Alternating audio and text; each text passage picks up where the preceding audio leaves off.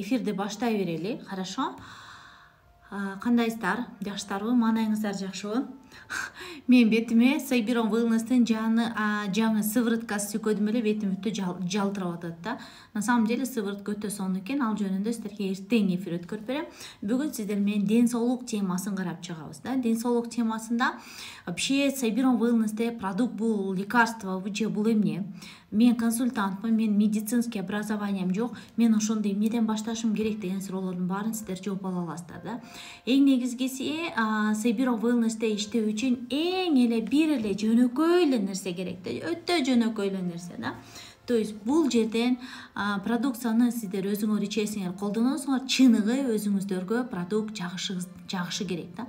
Сразу айтам, кээ бир адамдарга продукт сразу жардам берет, а кээ бир адамдарга кыйла убакыт керек болот экен да. То есть эффект, накопительный эффект берет да. И продукция менен иштөөрдө, смотрите, не лечение, а причина возникновениясын биз таап чыгып ошо менен иштешебиз да. Көпчүлүк учурда. Хорошо? Салам, Айзада, кандайсыз, Салтанат же, Лазима же. Отлично. Отлично, кирип атышат. Бул аккаунттан көптөн бери сабак өтө элек болчумун, ошон үчүн бул аккаунтты табыш кыйын болуп атат окшойт да. Но тем не менее бул аккаунтка да көнөбүз. Ушул аккаунттан сиздер менен продукт боюнча сабактардын баарын ушул аккаунттан өткөрөм. Хорошо? Эми караңыздар, Сайбирон Wellness азыркы күндө уже Кудай буйрса, мына сентябрь айында өзүнүн 25 жылдыгын канайсамдай майрамдайт да, 25 жыл. Бир кылымдын 4/1 бөлүгүн компания канайсам өзүнүн жашоосунда өткөрүп койду да. Ошонун ичинен компанияда мен иштегениме 10 жылдан ашуун убакыт болду да. Негизи ойлогон эмесмин, компанияда 10 жылдан бери ушундай бир компанияда иштеймин деп, компания 10 жыл существовать этерине де ишенген эмесмин да. Ал кезде ден соолук деген нерсени деле анча деле түшүнө берчү эмесмин, маани де берчү эмесмин. Көрсө ошол кезде 24 жашымда, менин 24 жашымда, ошол кезде эле менде проблемалар бар экен. Ошол кезде дагы мен ошол проблемалардын баарына көзүмдү жумуп коюптурмун да. Ошо проблема деп эсептебегендигимен да. Биринчи проблемалардан бири бул мен төрөгөндөн кийин мен азгандуулуктан у меня извращенный аппетит, топурак жечү элем да. Кыз кезиме төрөгөнгө чейин эле топурак жечүмүн, потому что анемиядан у меня ушундай тягалар болор эле. Экинчи проблема бул щитовидный железанын проблемасы, аутоиммунный заболевание. Бул мен зоб оору менен ооругамын да, ооруймун да десем болот. И буну да убагында лечение кылбагандыктан, убагында себебин албагандыктан бул оору дагы эмне болуп калган? Организмде хронический форма калып калган да. Билесиңер, бул эки ооруну мындай айтканда анемиямын деп больницага жаткан адамды деле кандайсам чанда кездештиресиң да. То есть көпчүлүк учурда, особенно аял заты, биз эмне алып башыбыз тегеренсе да ылдый өйдө болуп коюп эле биз жүрө берет экенбиз да. Шалдырап атам десек, анан балким чарчап аткандырмын дейбиз. Мисалы запор болуп атсак, анын причинасын башка жерден издейбиз. На самом деле ушунун баары тең эмнеден болот? Ушунун баары бир гана гемоглобин низкийлигинен келип чыгат экен. Экинчи проблема, щитовидный железанын проблемасы, бул организмге минерал йод жетпегендигинен келип чыгат. Суточная дозировка йода средний алганда 150 микрограмм йод бизге тамак менен поступать этип туруш керек. Йод содержать эте турган нерселерди жешибиз керек да. А канча биз ал нерселерди жебесек, биздин рационубузда жок болсо, организм дефицит пайда болот экен да. Ошол дефицитте различный ооруларды алып келет экен. Эми сиздер менен эмнени карап чыгабыз? Вообще адамдар менен иштешүүдө ден соолук темасын сиздер менен карабырда эң главный, эң негизги ролду эмне ойнойт? Эң негизги ролду бул жерден сиздердин чын эле кызыгууңуздар болушу керек да. Ден соолук деген эмне? Иммунитет деген эмне? Эмне үчүн кээ бир адамдардын, например, ден соолугу жакшы болот, а кээ бир адамдарга жок болот да. Эмне үчүн кээ бир адамдардын, мисалы, кээ бир эненин балдары оорубайт кыштыгыштай, а кээ бирөөнүкү болсо кыштыгыштай эмне коробка дарыларды ичип чыгышат да. Бар да ошондойлор деле да. То есть бул жерде биздин задача, биздин ушул нерсенин баарын разбирать этип кызыгуу пайда болушу керек экен да. Көрдүңүздөр? Мен сиздерге айтарым, азыр көчөгө чыгып алып сиздер менен арыктоо темасын карай турган болсок, арыктаганга 1-2 совет бере аласызбы деп жөн эле опрос жөнөтө турган болсоңуздар деле, адамдар эмнени билет да? арыктаганга, например, жок дегенде нан жебе деген нерсени айтат да. Ошол эле учурда ушундай эле суроону мисалы бизнес чөйрөсүндө алып келсек, MLM компания, сетевой компания деген эмне деген суроону бере турган болсок, адамдардын арасынан билбеген адамды таппайсыңар да. То есть элдин баары билет да, сетевой бизнес деген эмне экенин да. Кээ бирөө финансовый пирамида менен путать этет, кээ бир адамдар бул жерден товар сатыш керек дейт, кээ бир адамдар бул жерге кишини чакырыш керек дейт, кээ бир адамдар бул болгон нерсе дейт, кээ бир адамдар бул жакшы нерсе деп түшүнөт да. Көпчүлүк учурда ушундагыдай нерсе менен болот экен дагы информация. И биз сиздер менен эмне кылабыз? Биз сиздер менен эч кандай бул жерден кандай мындай Американы ачпайт экенбиз. Көрдүңүздөрбү? Сайбирон Wellness дагы эң биринчилерден болуп Кыргызстанга келгенде дагы как сетевой компания келген, азыр дагы сетевой компания катары иш алып барат да. Көрдүңүздөрбү? Сетевой деген сөз бул компания Кыргызстанга келет дагы өзү продукциясы бар, срок талапка ээ боло турган. Жана ушул продукцияны ооздон оозго элге информация катары информацияны продвигать эткендигибиз үчүн компаниянын өзүнүн маркетинг планы болот. Ошол маркетинг план менен ар бир адам иштеген мээнетине жараша акчасын таба баштайт экен. Көрдүңүздөрбү? То есть бул жерден эки нерсени бизге төлөп берип атат. Эмне үчүн кээ бир адамдар сетевой компанияларды колдонот дагы, сонун игиликтерге жетишет, машина алат, үй алат, саякаттарга чыгат, кадимкидей частный предприниматель болуп бир зарплата, маянага чыгышат да. Кээ бир адамдар карасаңыздар, ошондой нерсенин баары бирдей эле болуп турса, кээ бир адамдар ошондой игиликтерди жарата албайт. Ушундай суроолорду да сиздер кандай өзүңүздөрдө туулат болуш керек да. Көрдүңүздөрбү? Эми, коллеги, караңыздар. Ушул биздин задача, ушундай суроолордун баарын биз өзүбүзгө беришибиз керек да. Эмне үчүн кээ бир адам игилик жаратып атат, кээ бир адам игилик жаратпай атат дегенде, бул жерден мындай суроого сиздер өзүңүздөр жакшынакай жооп алышыңыздар керек да. Негизгиси ушул суроону мен көп беремин. Мени сабактарымда көп кездештиресиңер. Мындай суроода. Биринчиси, эгер компания, экинчиси продукт, үчүнчүсү сизсиз. Компания, продукт, анан вы. Үй бүлөдө ала турган болсок, үй бүлөңүз, жолдошуңуз, анан сиз. Ошол үч нерсе бар. Үй бүлөдө дагы, бизнесте дагы компания, продукт жана сиз. Үй бүлөдө дагы жолдошуңуз, үй бүлөңүз жана сизсиз. Эми караңыздар да, үй бүлөдө дагы эң биринчи ролдо сиз болушуңуз керек да. Эгер сиздин маңдайыңыз ачык болсо, маанайыңыз жакшы болсо, үй бүлөдө эмне болот? Күйөөңүздүн да маанайы жакшы болот, үй бүлөнүн да маанайы жакшы болот. Эгер сиз өзүңүздүн ден соолугуңузду карасаңыз, баланын да дени сак болот, чынбы? Эгер сиз өз ден соолугуңузду карабасаңыз, орунга таштабасаңыз, анда сиз эне болгондо өзүңүздүн да ден соолугуңуз начар болот, ошол эле учурда балаңыздын да ден соолугу начар болот. Көрдүңүзбү? Эгер сиз үй бүлөдө жолдошуңузду биринчи орунга коюп кое турган болсоңуз, өзүңүзгө артта таштап кое турган болсоңуз, бул жерден да сиз жаңыласыз да. Анткени эгер сиз көзүңүздү жума турган болсоңуз, жашоо кете берет. Көрдүңүзбү? Күйөөңүздүн да жашоосу кете берет, балдарыңыздын да жашоосу кете берет да. Ошондуктан үй бүлөдө эң главный ролду сиз өзүңүз коюшуңуз керек. Кинодо главный роль барго, ошол сыяктуу да сиздики болуш керек. Любой сетевой компанияда иш алып бара турган болсоңор, особенно Сайбирон Wellness'та иш алып бара турган болсоңуздар, менден сиздерге совет да. Эң биринчиси, компаниянын маркетинг планын биз сиздер менен инструмент катары колдонобуз. Компаниянын продукциясы да биздин сиздер менен инструментибиз, биз сиздер менен информация сатабыз. Бул жерден сиздер өзүңүздү көптөгөн сонун билимдер менен жогорулатышыңыздар керек болот. Канчалык сиздердин билимиңиз жогору болсо, сиздер интересный личность болосуздар да. Адамдар өздөрү издеп сиздерди таба баштайт. Но ошол адамдар издей турган состоянияга жетиш үчүн информацияны биз сиздер менен информация сатабыз. Канчалык информацияны качественный элдерге бере турган болсоңуз, элдер эмне кылат? Элдер силерден информацияны алышат да. Простой пример. Мен сиздерге мындай пример келтирейин да. Азыр интернет пространстволарда көптөгөн марафондор бар, өткөрүлөт. Көптөгөн, например, какой-то бир компаниялар чыгат. И ал жерде эмне бар? Укмуш, сонун деген сөздөрдү угасыңар, какой-то мотивацияларды көрөсүздөр да. Но көп өтпөй эле ал компанияда жок, же болбосо көптөгөн адамдар ошол сонундун деген сөздүн аркасынан эч нерсе таба албаган нерсени кездештиресиңер да. Көрдүңүзөрбү? Биздин задача как консультанта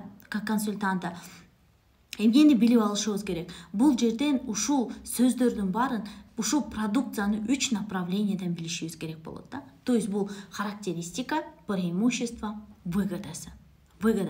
Вот 3 направленияда продукцияны билсек, элдерге суроо берип иштешерде, информация берерден мурун ошол адам тууралуу информацияны биз сиздер менен чогултушубуз керек болот да.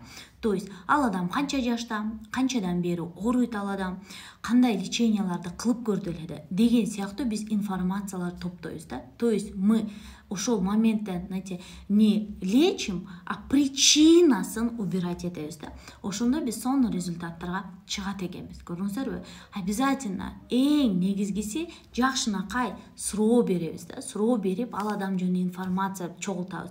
И сиздер бир гана продукция эмес, ошол продукцияны эмне үчүн адам ичиш керек, ошол жөнүндө маалымат сиздерде көбүрөөк болуш керек экен.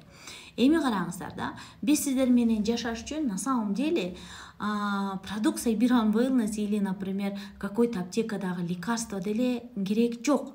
Биз сиздер менен жашаш үчүн адам баласына аба керек деп айтам, адам баласына суу керек, адам баласына тамак аш керек, адам баласына кыймыл аракет керек. Эгер биз сиздер менен бир күнөө кылып кое турган болсок, анда бизден эмнени алып салат келеге? Абаны алып салбайт, суу бербей койбойт. Бизден сиздер менен кыймыл аракет. То есть бизден ограничение какой-то бир 2/2 бир решеткага гана отуруп калабыз. Ограниченно гана тышка чыга алабыз. Көрүңүздөр, түрмө деген нерсе бар да. Көрүңүзөрбү? То есть адамдын лишает свободу двигаться. Көрүңүзөрбү? Экинчи момент. Адамдар биз жашаш үчүн бизге тамак аш керек болот. Эми азыркы биздин экономикада биздин тамак ашыбыздын качествосын сиздер кандай айта аласыздар?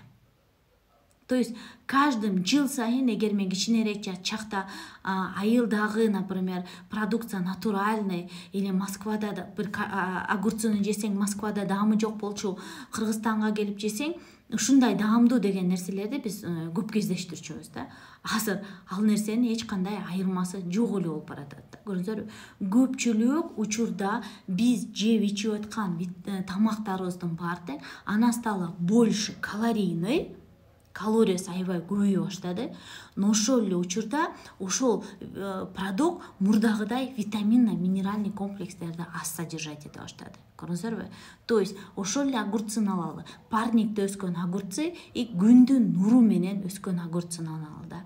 Ошол огурцуну алалы да, обычный навоз менен жерди удобрять этилип өстүрүлгөн огурцы и ошол эле огурцы, например, химический витаминдер менен өскөн огурцы. То есть айырмасы асман менен жердей да. И биздин арабыздарда азыр эмне көп? Аллергия көп, зашлакованность көп, бетибизде так көп, запор деген нерсе көп.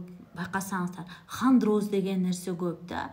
Постоянно эртең менен вроде 8 саат, 10 саат уктадым, бирок мен эмне туруп атам? Мен шалдырап туруп атам деген нерсени көрөбүз да. Көрдүңүзөрбү? То есть эң негизгиси биологически активный добавкаларды биз ичип жеп аткан тамак ашыбыз анасындай меньше содержать эте баштады да. Көрдүңүзөрбү? Ошондуктан аябай популярный болуп аткан нерсе бул биологически активный добавка да. Азыркы күндө биздин тамагыбызга уже норма катары биз сиздер менен ичүүбүз зарыл болуп баратат да. Дагы эле кээ бир адамдар ойлойт да, ой, муну бир эле жолу ичсем мен айыгып кетем деп. На самом деле биологически активный добавканы периодически тамактарыбыздын рационунда постоянно болуусу зарыл да. Биз айтпайбыз, например, мен бир эле жолу эт жедим, бүттү, мен эт жебеймин деп. Биз айтпайбыз да, мисалы, мен бүгүн бир ай мурун балык жегем, это все 2021 норма, мен балык жебеймин деп. Көрдүңүзөрбү? То есть различные витаминдерди, минералдарды биздин организмге периодически барып туруусу зарыл экен. Эми караңыздар, биз сиздер менен тамак жеп атабыз. Жедик тамактарды. Эң негизгиси тамак жегенден кийин оозубузга тамакты салгандан кийин кашыкты алып коюп коет экенбиз да, оозубуздан бери дегенде 10-15 жолу тамакты чайнашыбыз керек экен. Эми задайте вопрос себе, мен канча жолу тамакты чайнаймын деп. И тамак жегенде дагы биз сиздер менен организмге тамак жеерден мурун эртең менен биз углеводдорго бай тамактарды жейбиз.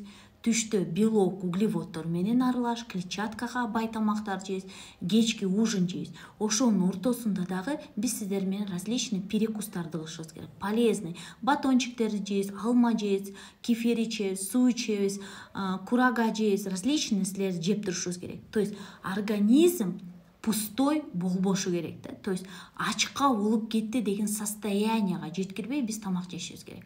Качан организм ачка болуп кетти деген состоянияга жеткенде ылдый түшүп кете турган болсо, уровень глюкозы биздики организмибизде энергия бере турган ылдый түшүп кете турган, биз сиздер менен голодду управлять этпейт экенбиз дагы. И тамак жегенде 10-15 жолу чайнайт деп атпаймынбы? Биз антип чайнабайбыз. Биз сиздер менен ашып кетсе 3 же 5 жолу чайнайбыз, анан ала поступает биздин желудокко. Желудокто билесиңер, оозубузда тиштерибиз бар, желудокто тиш жок да. Чынбы? Ошол жердеги ворсинкалар биздин кислый среда организмди максимально аралаштырып готовить этет да, көрүңүзөрбү? И ушул жерден эгер организмде ошо сиз жеп аткан тамактардын арасында жирный кислоты, жирорастворимый витаминдер жана полезный холестерин организмге поступать этип турса, анда сиздин өтүңүз жакшы иштейт экен дагы, өт ошончолук иштеп куюп турат да. Көрүңүзөрбү? Ошондо өт ана как бы кислота сыяктуу, ана что делает да? Тамакты эриткенге жардам берет. И ушул жерден биздин организмибизде уйку безибиз ферменттерди бөлүп чыгарат. И ферменттер тамак менен барган углевод, белок, жырды регулировать этет дагы, ичке ичегиге барат. Ошол ичке ичегиден происходит процесс всасывания организмдерге. Ушул сиз жеген тамактан керектүү нерсенин баарын ичке ичегиден сиңирип алат дагы, бүт орган системаларыбыздын баарына жеткирилип турат да. Көрүңүзөрбү? И кереги жок атко чоң ичеги менен ана на улицу выбрасывается. Көрүңүзөрбү? Эгер биз сиздер менен туура эмес тамактансак, эгер биз сиздер менен өтүбүздү активировать иштете турган тамактарды, полезный нерселерди жебесек, биздин өтүбүз эмне боло баштайт? Коюлана баштайт да, застой боло баштайт да. Көрүңүзөрбү? Ошон үчүн кээ бир адамдар, например, майлуу жесе, ачуу жесе, например, эмне болот? Өтү усиленно иштеп кетет дагы, ошол жерден өтүм оорутат, боорум оорутат деген нерсени сиздер кездештире баштайсыздар. Көрүңүзөрбү? И биздин задача ушул нерсенин баарына кызык болуш керек да. Не только менин кожам кантип увлажненный болот, же болбосо менин чачым, тырмагым, например, иммунитет эмес, биздин тышкы келбетибиз ички организмибизден түздөн-түз байланышта болот экен. Көрүңүзөрбү? Эми биологический активный добавкалар эмне үчүн зарыл? Эми караңыздар, биздин тамагыбыз, рационубуз мурдагыга караганда ана стало какой? Менее полезный. Бизди сиздер менен экономикасы, нынешняя экономика, она начала искусственно удовлетворять. Биз сиздер менен кандай десем мындай ароматизатор, красителдер, усиленный различный вкус тамактар жейбиз да. Особенно дети. Балдар картошка жакшы көрөбү, же болбосо чипсы жакшы көрөбү? Балдар эртең менен каша жеген жакшы көрөбү, же таттуу печенье менен чай ичкен жакшы көрөбү да? Балдар, например, эт жеген жакшы көрөбү, же, например, бир сухомятка да бир нерсе жеген жакшы көрөбү да? То есть даже жировой гепатоз генедей балдарда аябай кездешет, аллергия аябай кездешет да. То есть бул один из факторов. Көрүңүзөрбү? Андан кийинкиси, вот смотрите, ушул себептерден туура эмес тамактанганыбыздан биздин организмге постоянно поступает дефицит. Элементарно биздин сиздер менен аял заты, мен ушул жөнүндө бүгүн даже ролик снимать эттим. Бул жөнүндө окуп, үйрөнүп, билип, дагы өзүмдүн билимимди жогорулатып туруп, андан кийин сиздерге видео тарттым да, железо жөнүндө, темир жөнүндө. Темир, железо, гемоглобинди көтөрө турган микроэлемент да.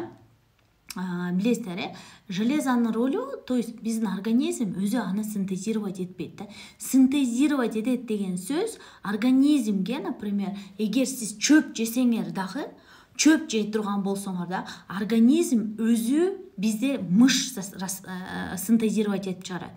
Организм өзү эмне кылат? Майларды синтезировать этет. Организм өзү углевод синтезировать этет да. То есть, понимаете, вот это все организм өзү перерабатывать этип чыгара турган нерсе болуп саналат да. Ал эми железаны болсо организм өзү синтезировать этпейт. Биз железаны тамак менен күнүгө бизге поступать этип туруш керек экен. Эркек адамдар күнүнө тамак менен 10 микрограмм поступать этиши керек. Ал эми аял затына болсо 18 микрограммдан 30 микрограмм железа поступать этиш керек. Эгер организмге ушул микрограмм железа күнүгө поступать этпесе, сиздин тамагыңыздарда, рационунда бул железа жок боло турган болсо, анда организмде появляется дефицит.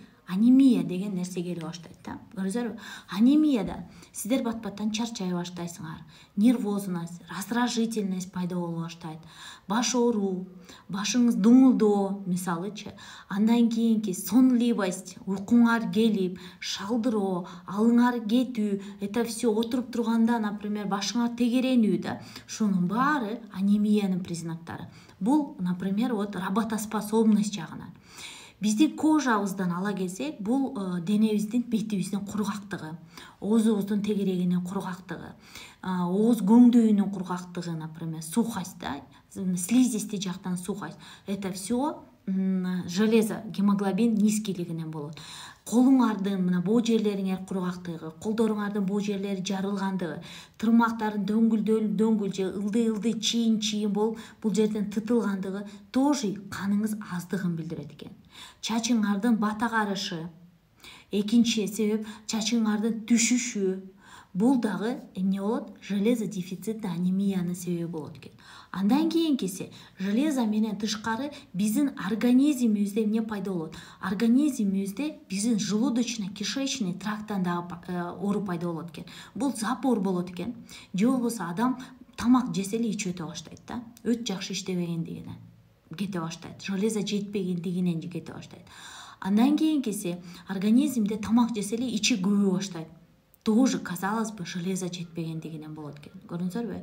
И сиздердин работоспособностьуңуз жайлагандыгынан, ылдыйлагандыгынан сиздер эмне боло баштайт? Метаболизмиңиз ылдыйлай баштайт да. Сиздердики либо анорексия сыяктуу сиздер өттү арыктай баштайсыз, же болбосо сиз толо баштайсыз. Либо сиздики, например, постоянно, например, сдутие болот атпайбы? Ошондон кийин даже кээ бир адамдардын аппетити жок болот. А кээ бир адамдарда извращенный аппетит пайда болот экен да. Различный топурак жегенге, различный, например, бир нерселерге тяга боло баштайт экен да.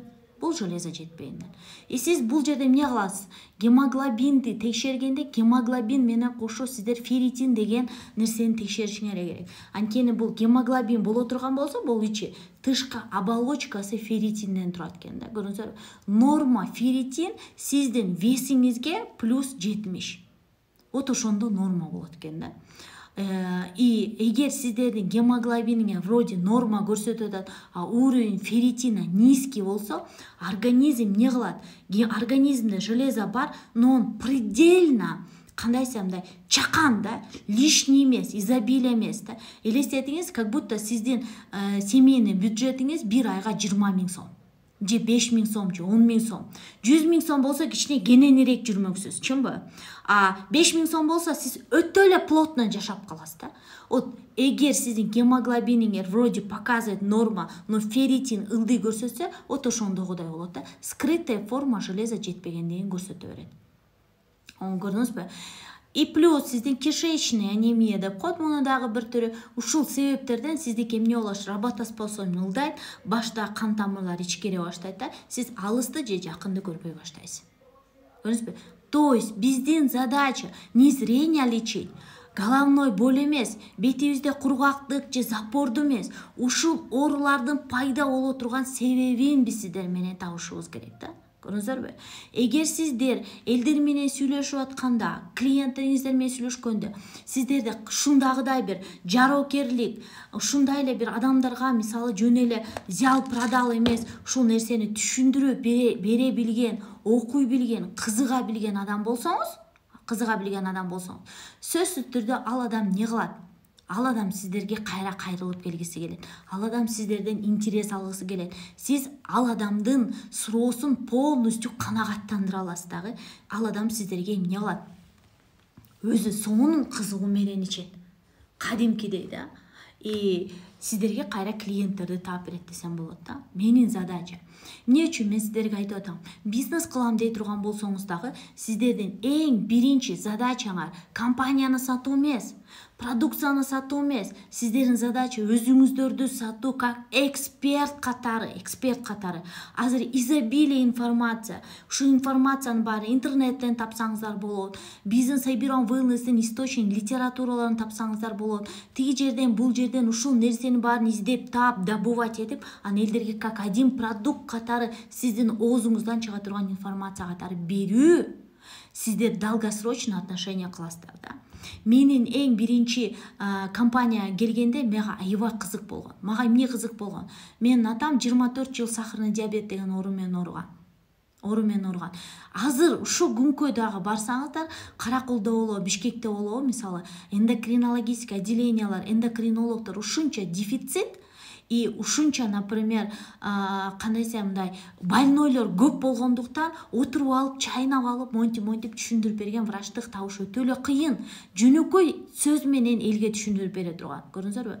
Ошондо менин эң биринчи темам мындай болгондо, мен Сайбирон Wellness'тин офисинде отурсам, аялы күйөөсү келип мага, ай ушундай Сайбирон Wellness'тин ушу сиздердин продукция жакшы дейт. Сахар болот дегиле, панкреатит болот, ошо эмне бар десе, мага келип атат клиент. А мен билбеймин, элестетсеңиздер, сахарный диабет эмне экенин. Мен билбеймин, например, панкреатит эмне экенин да, нежели бир нерсе бериш керек эмес. Ошол күндөн баштап, азыркы күнгө дейре мен, знаете, жаңы, мисалы, бир нерсеге кызыгып, интерес кылып аткан адам сыяктуу, мисалы, мен кызыгуу менен карайм. Мисалы, бул кызыгуу кандай болуш керек? Элестетсеңиздер, сиздерге жаңы телефон алып берди дейли да. Сиз эмне кыласыз ал телефонду? Кызыгасыз да, бул жерин карап көрөйүн, камерасы кандай тартат экен, кандай функциясы бар экен, канча памяти бар экен, тигиниси мунусу, ушул телефонду эмне кыласыз? Кызыгып кармалай баштайсыз да. Сиздердин дагы продукцияга болгон кызыгууңуздар ушундагыдай болушу керек болот. Ошондо сиздер өзүңүздөрдүн эксперттүүлүгүңүздөрдү жогорулата баштайсыздар да. Биздин задача железо менен айта кетсек, мисалы, токтолуп бүтүрө кетейин, анемия азыркы күндө каждый 3-чү аялдыкы, каждый 2-чи аялдыкы да. Гемоглобин низкилиги эмнеден себебинен? Биз сиздер менен норма железо восполнять этиш үчүн деле биз сиздер менен чакалап алма жешибиз керек экен. Биз сиздер менен күнүгө кандай десем мындай уйдун боорун жешибиз керек экен. Биз сиздер менен кызыл эт жешибиз керек экен. Кызыл этти биз сиздер менен эгер эттин килограммы 450 сом болуп атса, сиздер күнүгө өзүңөрдүн муштумундуңуздай болгон бир муштум эт жейсизби? Коллеги, биз сиздер менен ал нерсени жебейбиз. Көрдүңүзөрбү? Ошондуктан биздин организмибиздерге дефицит пайда болуп атат десем болот. Хорошо? Эми экинчи тема айта кете турган нерсе бул организмди очистка кылуу, тазалоо да.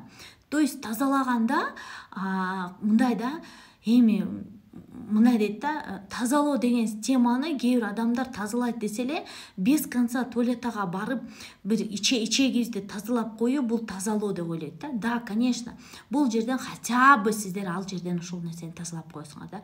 Но организм зашлакованный болгондугун биз сиздер менен эмнеден билет? Эң биринчи организмдин зашлакованностьтардан суу пайда болот экен да, суу. Биз сиздер менен ичип аткан суу, жидкостьтардын баары организмден полноценно чыкпастан, организм межклеточно она начинает задерживаться. Мы с вами начинаем отекать. Биздин организмде суу, жидкость кала баштайт. Экинчи организмдердин зашлакованности бул туздар болот экен да, туздар. Туздар бул организмде бул шейный отделде туздар болот. Биздин туздар деген, например, мочевыделительный системада болот. Жана туздар аябай көп количествода организмде чогулгандыктан алар бизде эмнеден буза баштайт да, пораларыбызды жаба баштайт. Бөйрөгүбүздү, суставтарыбызды талкалай баштайт да. Көрдүңүзбү? Туз. Ошон үчүн Сайбирон Wellness'тен легкое движение чайы, ана и почкага кетет, ана и эмнеге кетет? Суставтарга кетет. Организмди туздардан тазалаганга түздөн-түз жардам бере турган продукт болуп саналат. Үчүнчү организмде зашлакованность бул майлар. Бул өттөгү жылч чогулуп коюланып анан эмне болот, таш болот да. Ал жерде өттүн ташы туздай болбойт. Өттүн ташы майлардын чогундусу да, элестетсеңиздер. Майлар бул организмде сосуддарыбыздын кан тамырларынын ичинде. Холестерин ана организме нужно, но она меру да, излишка эмес да. И она начинает сосуддардын ичинин баары эмне кыла баштайт, толо баштайт экен. Көрдүңүздөр? Холестерин болот. Кан айлануу системасына буза баштайт. Ушул майлардын организмибизге, зашлакованность майлардын туура эмес организмибизге поступать эткендиктен бизде жировой гепатоз боло баштайт да. И жировой гепатоз биздин уже эмне оорубузга алып келет? Пищеварительный системабызга нагрузка, уйку безибизге нагрузка, биздин организмибиздеги каныбызды тазалаганга, то есть давление, сосуддарыбызга нагрузка, бетибизге нагрузка, жүзүбүзгө нагрузка, потому что меланин жакшы выбрасываться этпейт, андыктан бетибизде ар кандай тактар түшө баштайт. Көрдүңүздөрбү? То есть туура эмес тамактануудан болуп чыгат. Көрдүңүздөрбү? Андан кийинкиси организмибизде зашлакованность болгондуктан эмне болот да? Организмде эгер кожа ближе сухой боло турган болсо, кожабыз шелушиться эте баштайт. Көрдүңүздөрбү? Ал эми кожа ближе жирный боло баштайт, боло турган болсо, анда кишечникте токсиндердин баары бетибизге чыга баштайт. Кожа различный аллергияга склонный боло баштайт да. И ушунча көп токсиндерди на самом деле биздин организм өзү тазалап чыга турган күчкө өзү тазалап чыкканга да. То есть боорубуз, өтүбүз, ичек карын, мочевой пузырь менен ошол эле учурда биздин организмибизде каловый масса менен вот отходдордун баары чыгарып турат организм. Но из-за того, что биз сиздер менен кайнаган майды көп жегендиктен, биз сиздер менен ак ундан жасалган нерсени көп жегендиктен, биздин организмге клетчатка нужный пропорция жетпегендиктен, организм ушунча токсиндердин баарын обезвреживать эткенге, чыгарганга не в силах, и она начинает постепенно оседать. Эң организмиңиздерди таза кармайм десеңиздер, анда күнүмдүк рацион тамактарыңыздарга клетчаткага бай салаттарды көбүрөөк кошушуңуздар керек болот. Клетчаткага бай. То есть бул жерден савис салат, бул жерден капуста салат, бул жерден кызылча салат, бул жерден, например, огурцы салат, помидор салат, там различный салаттар бар, кайнабаган майлар менен заправляться эткен салаттар күнүгө мына алаканыңыздар мынча болот го. Ушундай порцияда сиздер күнүгө салат жешиңиздер керек. Бул салат организмибизде кереги жок нерселердин баарын, ал организмге клетчатка деген нерсе сиңбейт да, ал связывать этет да, организм выводить этип турганга күчкө ээ. Көрдүңүздөрбү? Эгер күнүгө сиздер бир тарелка различный салат жебесеңиздер, организм зашлаковывается. А я заметила то, что биз сиздер менен ал нерсени көп жебейт экенбиз, особенно. Көрдүңүздөрбү? Эгер сиздер бир мушту мет деп атпайм, бир мушту мет жей турган болсоңуздар, сиздер 2 тарелка салат жешиңиздер керек. Ошол тамакты дагы, ошол этти дагы переваривать эткенге застой болбой, гниение болбой, организмден керектүүсү всасываться этип, кереги жогу чыгып кеткенге жардам бере турган нерсе болуп саналат. Көрдүңүздөрбү? Видите? И роль очищающих сорбентов, роль истоков чистоты, роль антипаразитарных продуктов, детокс очисток, да? То есть булардын бар организм на клеточном уровне полностью тазалаган күчкө ээ болуп саналат. Понимаете? То есть это норма, хотя бы бир жылда 2 жолу же 3 айда 1 жолу биз сиздердин менен организмибизди тазалап турушубуз керек, потому что мы с вами кушаем ради чего? Ради удовольствия. Поэтому это чоң ролду ойнойт экен. Дальше, коллеги. Эми сиздер менен очисткадан кийин биз сиздер менен иммунитет деген нерсеге токтоло келсек, иммунитет на самом деле адамдарда өзүнүн иммунитети бар. Материнский иммунитет, тубаса иммунитет деп коет. Анын атасынын тиши жакшы болчу, баласыныкы да ошондой дегендегидей да. То есть на уровне ДНК наш иммунитет она передается из матери ребенка, атасынан баласына. Вот она передается, это наша иммунная система. Но иммунитет біз сіздерменен различный, например, причинасын таппай, леченияларды өстөкө босток кылгандыктан біз сіздермен иммунитетибизди эмне кылып атабыз? Талкалап атабыз да. То есть себебин эмес, а лечение. Лечение, там тиндей лечение, мындай лечение, антибиотики, различные терапии, много чего биздин иммунитетибизди түшүрөт. И эң бат тез түшүрө турган нерсе биздин иммунитеттеги это стресс болуп саналат. Стресс. Мага мындай сабакта мындай суроо берилди эле да. Мага эмес, вообще семинарда Саидмурад Давлатов деди эле, почему в Советском Союзе люди не болели деген суроо берген да. Ошондо элдер айткан, ой, экология, там тигиндей, ана мындай депчи. В Советском Союзе элдер бир пальто алса 5 жыл кийишчү. В Советском Союзе бир көйнөк алса, ошол көйнөктү аялдардын полкасына 3, 4, 5 эле көйнөк бар болчу. Азыр биздин полкада эмне деген кийимдер бар, эмне деген нерсе бар. Биз сүйүнчүбүз Советтер Союзунда, например, столдо билесиздерби, биз кичинекей чакта сахар турса, варенье турса, май турса, там биринекен зимний салат турса даже ошого сүйүнчүбүз. Азыр эмне кылып атабыз да? Биз болгон нерсе сайын болсо дейбиз. Кийимибиз турса дагы кийсек дейбиз да. То есть у нас что получилось? Чөнтөгүбүздө акча жок, каалай турган нерсе көп. Ал эмнени алып келип атат? Стресс. Экинчи нерсе то, что биз кандай десем, күнүгө биз сиздер менен эмоцияга алдырат экенбиз. Эмоция. Мы с вами реагируем на две вещи. Эмоция жакшы эмоция алып келе турган, жана жаман эмоция алып келе турган. Эми в течение дня сиздерге жакшы эмоциялар сиздерди курчап турабы же жаман эмоциялар курчап турабы? Азыркы учурда, көпчүлүк учурда даже жакшылык, жакшы эмоция айтып бирөөнүн жакшылыгына адамдардын кубанганын аз кездештиресиздер. Понимаете? То есть эмне бар адамдардын арасында? Баягы көрө албастык, ичи тардык, ачкөздүк, жана адамдардын арасында эмне бар? Адамдын арасында различный колунан келбеген, жардам бере албаган нерселерге кайгыруу. Понимаете? Это все приводит эмнеге? Стресске. Организмде стресс болгон сайын организм выбрасывается кортизолы. Понимаете? А кортизол канчалык көбөйгөн сайын ана у нас что делает? Биздин иммунный система тишине баштайт, эмоциональный фонубуз бузула баштайт. Сиздер монда кайгырыңыздарчы, кабаңыздар, түрүңүздөрчү эмне боло баштайсыңар? Стресс. А стресс болгон сайын сиздер иммунитетиңиздер түшө баштайт. Менде кээ адамдар айтат да, мисалы, ой, ушунча витаминдерди ичип атам, такыр иммунитетим көтөрүлбөй койду деген адамдарды кездештирем. А байкасаңыздар, үйүндө стрессте жашайт. Басса турса стрессте. Понимаете? Любой нерседен стресс алат да. Кино көрүп переживать этип стресс алгандар бар. Без конца күйөөсү менен урушуп стресс алгандар бар. Кайненесине переживать этип стресс алгандар бар. Чөнтөгүндө акчасы жок стресс алгандар бар. Вот, понимаете, она снижается наша иммунная система. Биринчиси это антибиотики, гены наши, неправильное питание и стресс.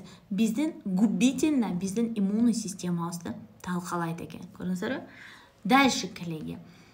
И витаминдерге келсек, смотрите, биз сиздер менен тамак жейбиз деп атам. Тамак менен белок, углевод, жир бар поступать этет. И витаминдерге бай тамактарды биз жешибиз керек. Мен сиздерге азыр бул балыктын майы жөнүндө айта кетейин. Балыктын майы, мынакей, караңыздарчы, бул балыктын майы. Омега балыктын майы. Балыктын майы бул организм өзү полинасыщен жирные кислоты. Омега-3 жирные кислоты деп турбайбы? То есть бул кислота эмес, кислоты. То есть бул омега балыктын майы ичинен 3 кислотаны содержать этет. Бул докоза гексаеновая, экинчиси докоза гексаеновая, запатентованные жирные кислоты деп айтылат да. То есть бул кислоталар, бул сиздердин организм өзү синтезировать этип чыгарбайт. То есть синтезировать эткен железо сыяктуу эле организм өзү чыгарбайт. Бул витамин, бул кислоттарды биз тамак менен организмге поступать этип туруш керек. Бул эмнелерде бай бол кездешет. Бул витамин, бул жирный кислота балыкта көп болот, особенно майлуу балыктарда көп болот экен. Биз сиздер менен деңизден, океандан алыс жайгашкандыктан бул кислота биздин организмибизге өтө эле аз кездешет да. Ошондуктан Кыргызстан боюнча айтканда, мисалы башка жакта айтпай эле коеюн, сердечно-сосудистый система менен инсульты, инфаркты, гипертония, давление, баштан кашта кан тамырлардын ичкериши, зрениянын бузулушу, иммунитет, сустав деген оорулардын көп кездешиси ушул даже ушул омега витамини биздин рационубузга жетпегендигинен болот экен. Көрдүңүзбү? Бул витамин бизге омега балыктын майынан алабыз, море продукты деп коет, то есть океандардан балыктын майынан алынат. Бул, например, да, эмнеде содержать этет, бул, например, подсолнухта деле бар, бул оливкада бар, бул мисалы ляное масло деп коет, тоже ушул витаминди көбүрөөк содержать этет. Көрдүңүзбү? То есть бул основной биздин иммунитетибизден баштап бул сосуддардын витамини болуп саналат да. Эми караңыздар, биздин организм неден турат? Организм турат миллиондогон, триллиондогон клеткалардан турат. Правильно? Биз сиздер менен клеткалардан турабыз да. Көрдүңүзбү? Ошол клеткалардын баары биригип органдарды түзөт. Ошол клеткалардын баарына питание жеткире турган нерсе бул сосуд болуп саналат. Кан тамырлар болуп саналат. Ушул сосуддар кажерде бар? Сосуддар кан тамыры жүрөк эле эмес, сосуддар чачыбызда жок бул жеринде. Сосуддар тырмагыбыздын бул жеринде жок. Калган жерибиздин баарында сосуддар бар. Сосуд аркылуу питание барып турат. Көрдүңүзбү? И бул омега-3 жирный кислота организмге өзү пайда алып келе турган нерсе да. Бул организмге норма болуп поступать этип турса, биз сиздер менен ашыкча салмак болбойт экен. Биздин организмде жировой гепатоз болбойт экен. Биздин кожабыз эластичный болот экен, кургак болбойт экен да. Биздин сосуддарыбыз мындай эластично жакшы иштейт экен да. Жүрөк сосуддарыбыз, кан тамырларыбыз ана эластичный болот да, ал жерде жүгүргөн канга эмне болот? Жакшынакай лимфа түзүп бере турган нерсе ушул болуп саналат да. Көрдүңүзбү? Даже мынакей бул биздин зрачогубуз, ошону мисалы бул зрачоктун полный обволакивать этип турган, кармап турган нерсеси бул сосуд, бул омега витаминдеринен турат. Көрдүңүзбү? Баштагы кан тамыры мындай полностью чейип обволакивать эте турган нерсе ушул сосуддардан турат. Көрдүңүзбү? И канчалык организмибизге биз сиздер менен күнүгө норма жей туруш үчүн деле хотя бы биз сиздер менен күнүгө, например, бир банка, например, сайра жешибиз керек экен. Сиздер жейсиздерби? Сиз сайра. Мисалы, ладно, 2ден 1 жейли бир сайраны да. Үйдө 4 киши жашайбыз да. Сайра канча сом? 100 сом тегерегинде 200 сомго биз күнүгө сайра жейбизби? Мен айтпай эле коеюн, форельди айтпай эле коеюн, семганы айтпай эле коеюн, красная рыбаны айтпай эле коеюн, икраны айтпай эле коеюн. Жөн эле консервированный сайра жейбизби? Коллеги, көрдүңүзбү? А на самом деле бул витамин поступать этиш керек. Экинчи момент, биз сиздер ладно, мен кашыктап ляное масло жешим керек экен дегендер бар. Семечкасын жешим керек экен дегендер бар. Биз салаттарга прям ошол нерселерди заправлять этип, ушун менен ушинтип жейбизби? Же биз сиздер менен салаттары либо различные китайский уксустар менен заправляем, либо мы с вами заправляем не менен, специялар менен, плюс мы заправляем майонезом. И организмге вместо вот этого витамина организм не поступать этет. Наоборот, сосуддардын баарын бляшкаларга толтура турган нерсе поступать этет. Видите? Она становится, как бы, знаете, гирь. Видите? А вот этот витаминный комплекс, она вот ушун баарын обволакивать этет. Канчалык сиз күнүгө, например, норма омеганы күнүгө употреблять эткен адам геморрой деген оору менен ооруйт. Потому что сосуд, она крепкий, она полностью вытягивает это, таштайт, да? А когда этого витамина организм не поступает, норма болбосо появляется, делает, да? Вот такой у нас у очень многих людей геморрой. И вроде человек операцию сделал, и через какое-то время, может быть, обратно возникнет геморрой. Почему? Ал жерди кесип алып койду, но причину возникновения сосудов не алган жок, эч ким убирать эткен жок. Видите? Поэтому роль омега-3 для нашего организма очень важна. Балыктын майы деп кенеде балдарга беребиз. Эмне үчүн? Анын составында витамин D3 бар. балыкты майын балдар жегенде эске тутуму, памяти жакшы болот дейбиз. А чоң учурларда тоже ал витаминди жешибиз керек, потому что гипертония, инсульты, инфаркты, сердечно-сосудистая система, сужение сосудов, зрение, кожа, иммунитет, ожирение – это все нехватка этого витамина, друзья. Түшүнүктүү, коллеги? Вы так молча, красиво сидите, аж прям так тихо, да? Даже бир гадость жазып кое турган адам жок экен. Это классно. Давайте мы с вами будем разбирать хром. Хорошо? Хром. Минерал хром. Барыбызда, например, биз адамдар, особенно биз 3 минералды аябай жакшы билебиз, да? 3 минерал. Биринчиси анемия болсо ич керек деген витаминди. Экинчи биз сиздер менен жакшы билебиз, анемия кальцийни билебиз. Кальций ич керек экен деп аябай жакшы түшүнүп калабыз да. Үчүнчү анда-санда йодду билебиз. Болду. Калган минерал жөнүндө особо распространенно билбейбиз. Особенно минерал хром жөнүндө. Хром. Эми караңыздар да, биздин көзүбүз көрүү функцияны аткарат. Мурдубуз жыт сезүүнү, оозубуз сүйлөөнү, ал эми кулагыбыз болсо угуу функцияны аткарат. Чынбы? Эми ички организмибизге кире турган болсо, биздин организмибизге сиз жеп аткан тамактар менен эмне поступать этет? Поступать этет 3 түрлүү бөлүк поступать этет. Биринчиси бул углевод, энергия бере турган нерсе, правильно? Углевод превращается в жиры или жир в готовом виде организм поступает. Үчүнчүсү белок. Белок, углевод, жир. Ошол үчөөнү регулировать этип организмге нормалдаштырып бере турган түздөн түз один из ролей, да, бир ошол элени аткарат дегенден алыспын. Но один из ролей выполняет биздин уйку безибиз, поджелудочная железа. Ошол поджелудочная железа, оозубуз шилекей чыгарып атпайбы? Ошо шилекей чыгаргансып, он вырабатывает ферменттер чыгарат. Ошол ферменттер организмде белок оңго, углевод солго, бул ылдыйга деп бөлүштүрө турган функцияга ээ.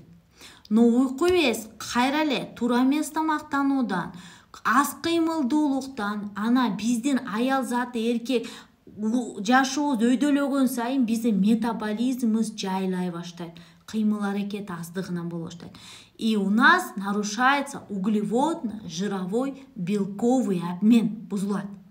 И появляется ушул минерал хром жетпейине тяга различный нерселерге. Особенно мен диета кармайм деген күндөн баштап силердин таттуу жейиңер келет, эме жейиңиздер келет, муну жейин, тигини жейиңиз келет, аппетитиңизди тыя албай каласыз да. Чынбы? И именно хром сиздин аппетитиңизди подавлять этип, ушул сиздин организмиңизде белокту, углеводду, жирди регулировать эте турган күчкө ээ болуп саналат. Ошондо да кызмат аткарат. Арыктаймын деген адамдарга, сахарный диабет адамдарга, сахарный диабеттин признактары бар адамдарга, жировой гепатоз плюс панкреатитмин деген адамдардын основной витамини ушул хром болуп саналат. Хром силердин различный оорулардан, азыркы күндөгү эң коварный, молчаливый элдин баарын жайлап аткан оору бул сахарный диабет оорусуна профилактика болуп саналат. Аны менен кошо аял затын эң чоң проблемасы бул ожирение. Арыктайм деген адамдардын продукциясы болуп саналат. Негизи эле вообще эле сиздердин уйку безиңиздерге нагрузка болбосун десеңиздер, метаболизмдердин жакшы иштесин десеңиздер, жана жировой, белковый, углеводный обмениңиздер нормада болсун десеңиздер, анда ушул минералды сиздерге сунуштаймын. Хорошо? Так, мен өзүм ичип аткан витаминдердин баары бар экен. Мен силерге ушул витаминдердин арасынан вот хайыр-кубты айтып берем. Хайыр-куб мондагыдай упаковкада мондагыдай витаминдер бар ичинде. Эми караңыздар, организмде мындай да, организм эгер өзүн организмге поступать эткен витаминдердин баары поступать этет. Мен силерге жакшы бир пример келтирдим азыр бюджет жөнүндө, семейный бюджет жөнүндө. Эгер сиздин организмиңиздерде бюджетти айтайын, семейный бюджети да. Сиздин үй бүлөңүздө 3 балаңыз бар, күйөөңүз жана сиз барсыз, 5-өңүздөр барсыңыз. Надо за свет платить, за воду, ун алыш керек, сума, эт алыш керек, тегин алыш керек деген какой-то бюджет бар, расход кылыш керек. Андан тышкары носки купить надо, там кому-то там это надо, то надо, и там тегиникине мунукуна барганга у вас, приблизительно сиздерге бир, скажем, бир 15-20 миң сом акча керек дейли. А то и ал акча да жетпейт, чынбы? Эгер сиздердин акчаңыздар, эгер тартыш боло баштаса, сиздер бюджеттен кыскарта баштайсыздар. Так, конокко барбай эле коеюн. Мында балдарга, например, мороженое аркы беркин албай эле коеюн, потому что надо купить мешок муки. Так, кийим албай эле коеюн, надо заплатить за свет дей баштайсыз. Сиздер эмне кыласыздар? Жымать этип экономдой баштайсыңар да. Эми караңыздар. Сиздер тамактанып аткан тамактын составында дагы витаминдерди, организмдеги өзү алып аткан нерселердин организм эмне кылат? Организм ошол нерседен эң керектүү жакка биринчи жумшай баштайт. Ошол эле кальцийни алсак, эң биринчи кальций эмнеге керек? Жүрөккө, кан тамырга керек. Эгер 3 органга кальций жетпесе, анда сөөктөн алат да бул жерге эмне кыла баштайт? Покрывать эте баштайт. Гемоглобин эң биринчи эмнеге керек? Гемоглобин керек биздин өпкөдөн кислородду алып бүт органдарыбыздын баарына питание жеткирип турган күчкө ээ железо. Көрдүңүзбү? Вот ошолго ээ да. А эгер биздин организмге жетпесе, мы начинаем жизненно особо и неважный нерселерге организм бербей баштайт да, кислородду жаба баштайт да. Понимаете? Аякка кете турган арыктарды бүтөй баштайт. Ошол учурдан эң биринчи любой нерседен жабыркай турган нерсе, бул биздин чачыбыз, бул биздин тырмагыбыз, бул биздин кожабыз болуп саналат экен. Көрдүңүзбү? Кожабыз болуп саналат да. Көрдүңүзбү? Анткени витаминдер, минералдар ал ички органдарды жөнгө салып турганга эң биринчи ролдо керек. Эгер тамагын составында ал жетпесе, появляется дефицит. И ал дефицитти чачыбыздан, өңүбүздөн билине баштайт да. Көрдүңүзбү? Hair Cup бул комплекс. Бул именно биздин чачыбызга, тырмагыбызга арнала турган витаминно-минеральный комплекс болуп саналат. Мунун составында минералдар бар, мунун составында витаминдер бар, мунун составында кислоталар бар. Мунун составында, например, фолиевая кислота бар, мунун составында пантогеновая кислота бар.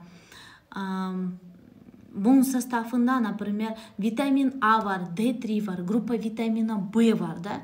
То есть бул комплекстер суточная дозировканын 60%-тен 80%, 137%ке дейин восполнять эте турган күчкө ээ. И бул витаминно-минеральный комплексти ичүү менен сиздер бир гана чач тырмагыңыздар эмес, муну менен сиздер полностью иммунный системаңыздар жөнгө саласыңар. Нервно-эмоциональный системаңыздар жөнгө саласыңар.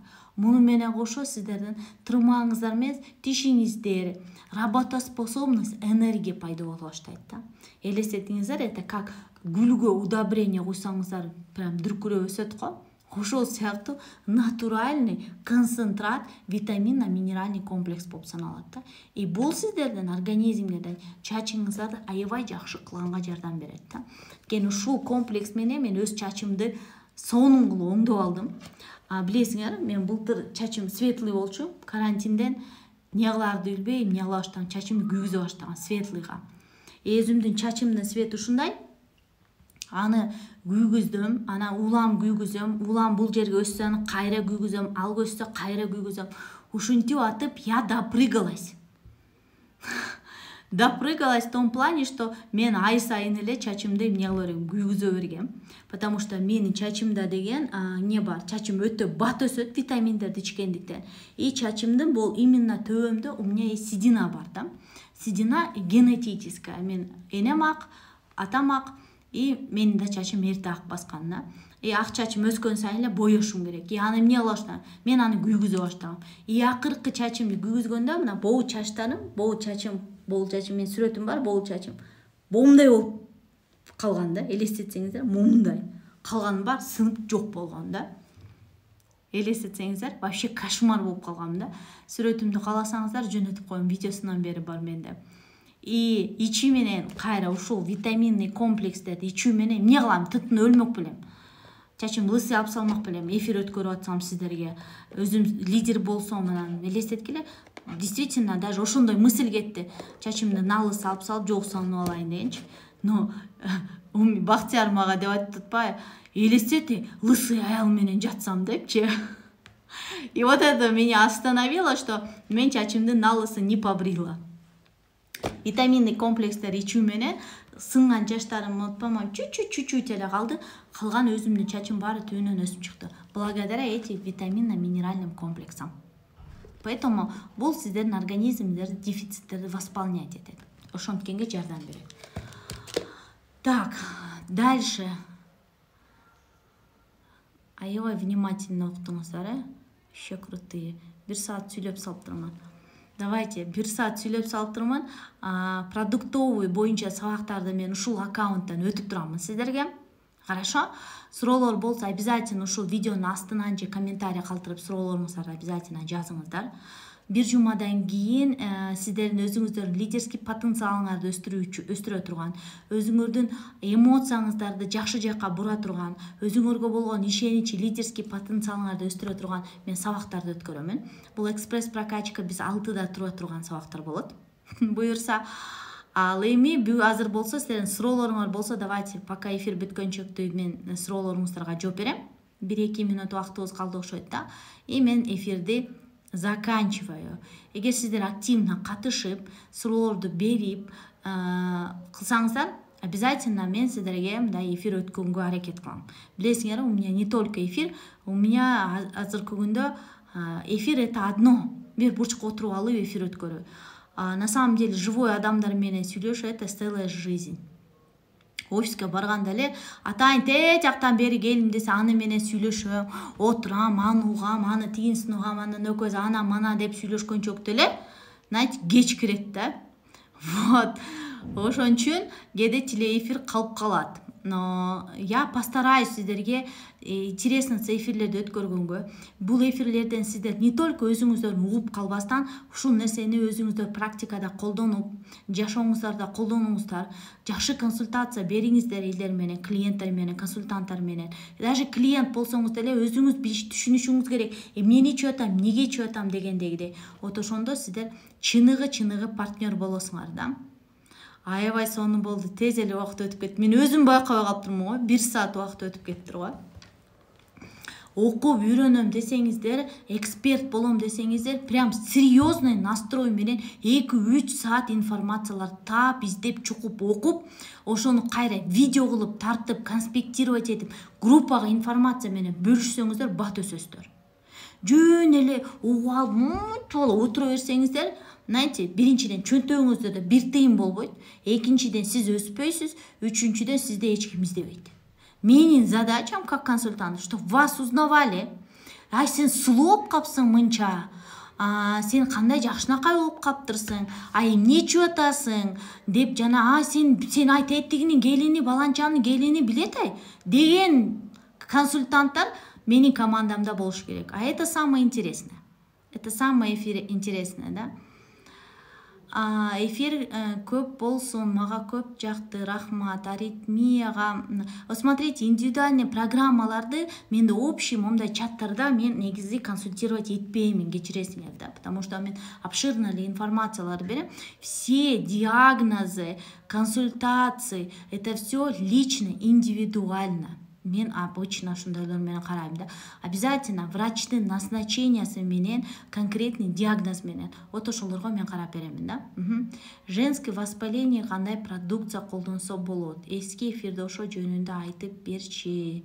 Эмки эфирде ошол жөнүндө. Хорошо. Женские заболевания, женское здоровье. Эң негизгиси аялдар ооруп калганда эмес, профилактика үчүн гинекологко биз сиздер менен 1 жылда 2-3 жолу барып туруу зарыл. Канчалык биз сиздер менен барсак ошончолук биз профилактика кылабыз да. Аритмияга пульс бокс, омега, сердечный чай. Вот смотрите, здесь уже врачи вам помогают, отвечают да.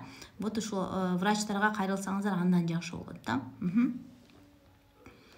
Негизи вот смотрите, канчадан бери ооруйт, кандай лечение кылды эле, анан адамга роль биологических активных добавок как добавка катары түшүндүрүп берсеңиздер, чтобы человек, когда ичип атканда, он должен понимать, что я пью не лекарство, а витаминный комплекс, да, который причинасын убирать эте турган, организмде дефицитти восполнять эте турган продукт катары сиздер колдонушуңуздар керек. Ошондо сонун результаттарды аласыңар. И клиенттериңиздер менен у вас долгосрочное отношение болот. Хорошо?